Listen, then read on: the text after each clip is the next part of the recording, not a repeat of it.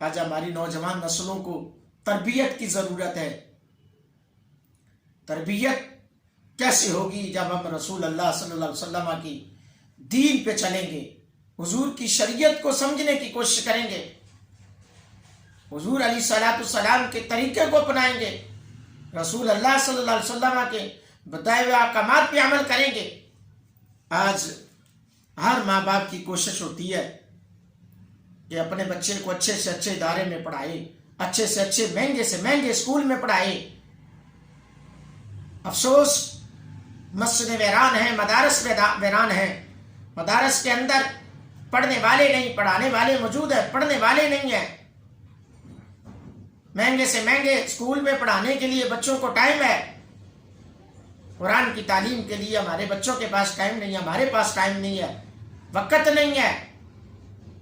لیکن دوستو، یہ سب کو پتا ہے، اگر کسی نے ڈگریاں حاصل کی ہیں تو وہ ڈگریاں، وہ ساری وکالتیں، وہ بیرسٹریاں، وہ پی ایچ ڈی کی ڈگریاں، وہ ڈاکٹرز کی ڈگریاں، وہ انجینئرنگ کی ڈگریاں، یہ تمام کی تمام ڈگریاں دنیا میں تو فائدہ دے سکتی ہیں، لیکن ان کا فائدہ آخرت میں نہیں ملے گا، ان کا فائدہ مرنے کے بعد نہیں ملے گا، ان کا فائدہ قبر میں جا کر نہیں ملے گا، ان کا فائدہ حشر میں نہیں ملے گا۔ تو پھر اس ڈگری کی طرف کیوں نہیں جاتے جس ڈگری نے قبر میں بھی کامیابی دلانی ہے، حشر میں بھی کامیابی دلانی ہے؟ اس ڈگری کو حاصل کرنے والے کے بارے میں رسول اللہ صلی اللہ علیہ وسلم نے ارشاد فرمایا، خیرکم من تعلم القرآن وعلمہ، تم میں سے بہترین ہے وہ شخص جو قرآن کو سیکھے، جو قرآن کو پڑھے، جو قرآن کی تلاوت کرے، جو قرآن پاک کو سینے سے لگائے، جو چٹائیوں پہ بیٹھ کر قرآن پاک پڑھنے والا ہے۔ اللہ کے نبی نے اس کے بارے میں فرمایا کہ وہ تمام لوگوں سے افضل ہے، بہترین ہے وہ شخص جو قرآن کو سیکھتا ہے، قرآن کو سکھاتا ہے۔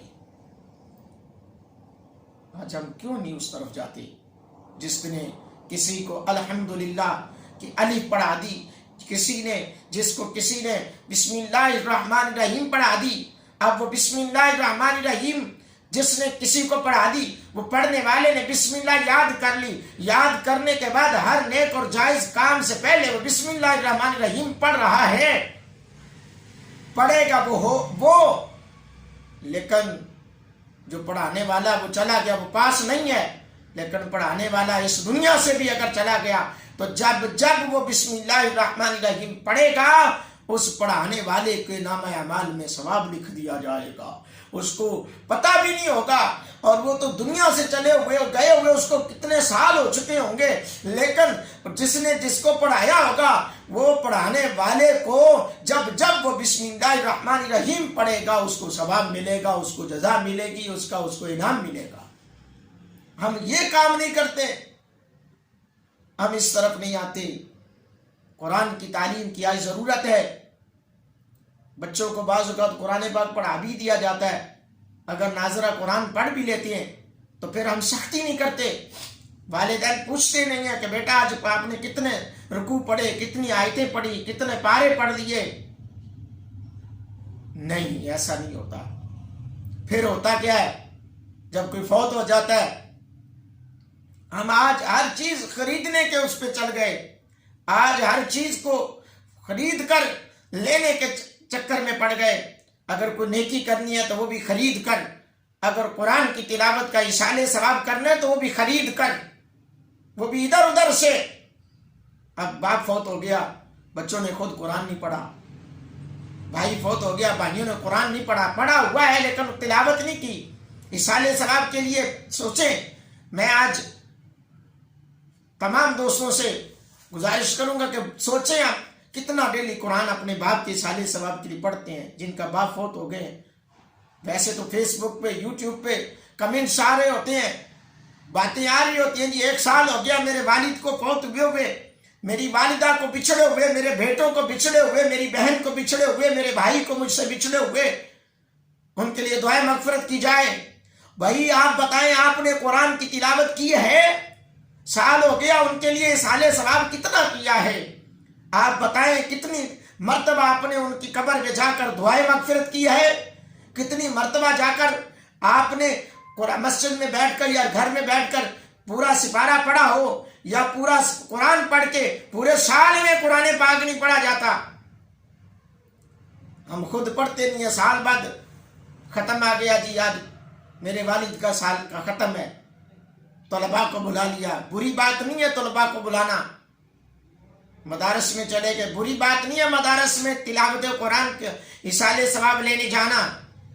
لیکن میرے دوستوں بات تو یہ ہے نا کہ ہم خود بھی پڑھیں, ہم خود بھی ایصال ثواب کریں, ہم خود پڑھا کر خود پڑھیں. آج ہر بندہ ہر ایک کی کوشش ہوتی ہے کہ میں ادھر سے لے لوں ادھر سے لے لوں. گھروں میں سپارے بانٹے جاتے ہیں, بری بات نہیں ہے گھروں میں لے کر پرچیاں بانٹنا, لیکن میری ماں بہنوں بیٹیوں آپ بھی پڑھو. اپنے بچوں سے کہو کہ آپ کے دادا جان کا سال کا ختم آ رہا ہے, آپ کے نانا جان کا, آپ کی نانی جان کا, آپ کی پھپھو جان کا, چاچا جان کا. یہ تو رشتے ہی آج کل بھول گئے ہیں لوگ, انکل آنٹی, بس رشتوں کا تقدس بھی بھول گئے. آج ہمیں ضرورت ہے, میری باتیں کڑوی ضرور ہے, گریبانوں میں جا کے ہم ڈیلی کتنا قرآن پڑھتے ہیں, کتنی ہم نے 5 وقت کی نماز تو پڑھتے نہیں ہیں, قرآن کی تلاوت کرنا تو بڑی دور کی بات ہے. وہ دور تھا لوگ گھروں میں قرآن, جتنے لوگ ہوتے تھے اتنے گھروں میں قرآن کھلتے تھے اور پھر صدائیں بلند ہو رہی ہوتی تھی قرآن کی. آج کیا ہوتا ہے جی, زیادہ سے زیادہ موبائل لیا, صبح سویرے کو 2-4-5 منٹ جو ہے وہ موبائل پہ تلاوت لگا دی, بس جی بس ہم نے قرآن سن لیا. ارے بھائی آپ نے قرآن پڑھا ہوا ہے, اس کو پڑھیں, اس کی تلاوت کریں, لوگوں کو بتائیں کہ قرآن پڑھا کریں, اپنے بچوں کو تربیت دیں, قرآن کی تلاوت کرو, اٹھو نماز پڑھو. باپ خود سویا رہے گا, بعض اوقات بچوں کو مسجد میں بھیج دیا جائے گا, ماں بیچاری بھیج دے گی جاؤ جی بچے قرآن پڑھنے جا رہے ہیں, خود اٹھایا. اور خود بھی بعض اوقات میری مائیں بہنیں بیٹیاں نمازیں نہیں پڑھتی, بچوں کو بھیج دیتی ہیں, خود نماز نہیں پڑھتی. ماں باپ گھروں میں خود لیٹے رہتے ہیں, بچوں کو گھر میں سے نماز پڑھنے کے لیے بھیج دیا جاتا ہے, قرآن پڑھنے کے لیے, سپارہ پڑھنے کے لیے بھیج دیا جاتا ہے, لیکن خود وہ نماز نہیں پڑھتے, قرآن کی تلاوت نہیں کرتے. آج ہمارے گھروں میں اگر آپ چاہتے ہیں, ہم چاہتے ہیں گھروں میں برکتیں آ جائیں, گھروں میں وسعتیں آ جائیں, تو پھر قرآن اور نماز کو اپنی زندگی کا شعار بنا لیں, اپنی زندگی کا مقصد بنا لیں.